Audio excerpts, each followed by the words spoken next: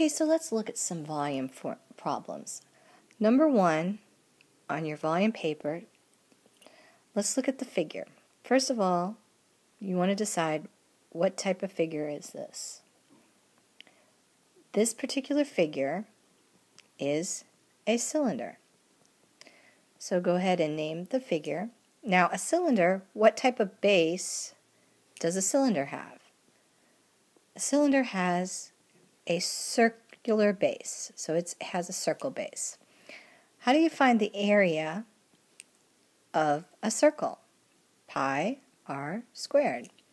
So let's go down and plug in. We have 3.14. Our radius is 3, so 3 squared. So go ahead and square that. So you're going to have 3.14 times 9, and that's going to be 28.3 inches squared. That's the area of our base. That's our big B. The height of our cylinder, remember the height of the cylinder or the prism actually connects the bases, it's the height of the figure, is 10. So our formula to find the volume of a cylinder is going to be capital B times H. Well, we already found our capital B right there, and we have our H right there. So capital B is 28.3 times 10. Go ahead and multiply that out, and you get 283 inches cubed. Now, why is this cubed? When you're dealing with area, you're going to have items that are squared. When you are dealing with volume, you're going to have items that are cubed. Area is something like putting carpet down in your house, and you're going to just need the two measurements, the width and the length. But the volume is like when you want to fill a swimming pool. You've got the length, the width, and you've got the height. So that's why you have cubed. Okay, so let's look at our next example, number 2. Our next example, you see you have in front of you a rectangular prism, which is 4 centimeters by 3 centimeters, and you have 8 centimeters here. Now, the only thing good about volume and rectangular prisms is that it doesn't matter what is the base on a rectangular prism. However you solve the problem, you're going to get the same answer. So here you can see they shaded this part for us, so we can assume that's the base. So let's look and say the base of the figure is a rectangle. Okay, so I know that my base is going to be 4 times 3. So 4 times 3 is 12. So my area of the base is 12 centimeters squared. The volume formula for a rectangular prism and a triangular prism is capital B times the H, the area of the base times the height of the figure. So we have found our B here. So 12, and then we want to go ahead and use the 8 for the height here. So 12 times 8, go ahead and multiply that out, and you get 96 centimeters cubed. Okay, so let's look at another figure, number 3. Number 3, you have what you consider a triangular prism. So it kind of looks like a tent, and it kind of has that triangle there. Mine is not that great looking. So when you look at that, it is a triangular prism. Remember, prisms are named by the base. This one has a triangular base, even though it's not sitting on its base.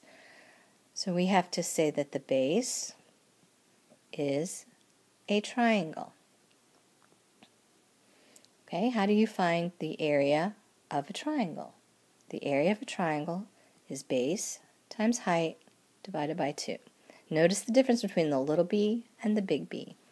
The little b is the base of the triangle, of that figure. So here we've got 4 is the base, times 3 is the height. So you've got 12 divided by 2, or 6 meters squared. So that is our capital B. Okay, the height of the figure connects the two bases, so the height of that figure is 9. So how do we find the volume of a triangular prism? Volume is capital B times the height, the area of the base times the height. The area of the base is 6, the height is 9. So the volume of this figure is 54 meters cubed. Okay, so let's look at something different. Let's look at a pyramid. Number 1, on volume of pyramids, you've got what you would consider a triangular pyramid,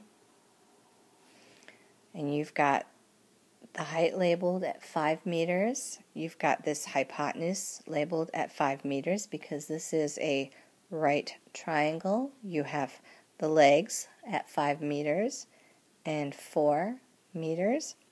Okay, so this is a triangular pyramid. And the base is a triangle.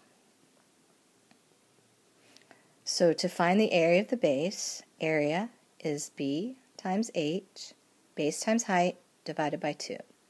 So here, remember I told you guys that the base and the height need to be perpendicular. So 5 and 4 are perpendicular. So the base and the height, 5 times 4 divided by 2. So basically 20 divided by 2 is 10. So the area of the triangular base is 10 meters squared. Remember, that's our capital B. Okay, the height of the figure is the height of the pyramid, 5 meters. So I'm going to mark height for that. The volume formula for the pyramid is 1/3 the area of the base times the height. Remember when you did your little rice lab that you found out that a pyramid was actually 1/3 of a cube? That's why our formula has 1/3 the area of the base times the height. So we know that our area of the base is 10. Our height of our figure is 5. And we're going to have to take 1/3 of that. So 1/3 of 50 is going to be 16.7 meters cubed. So the volume of that figure is 16.7 meters cubed. Okay, so now let's look at a sphere. Question number 2 on this page has a sphere here. So you kind of have your sphere, and it has a radius of 8 centimeters. The cool thing about a sphere is really at this point in time they have really no base shapes and they have really no height. So the formula for finding the volume of a sphere is 4/3 times pi times the radius cubed. Now the question of the day today was, what is it 4/3 of? I can tell you that a sphere is actually, if you put it in a cylinder, a sphere is 2/3 of that cylinder. But that doesn't explain where does the 4/3 come from. So think about that and see if you can find an answer. So here let's go in and plug in. Our radius is 8 cubed. We know pi is 3.14. And we're going to use 4/3. So 8 cubed is going to be 8 times 8 times 8. 3 times. That's 512. 512 times 3.14 is going to get you,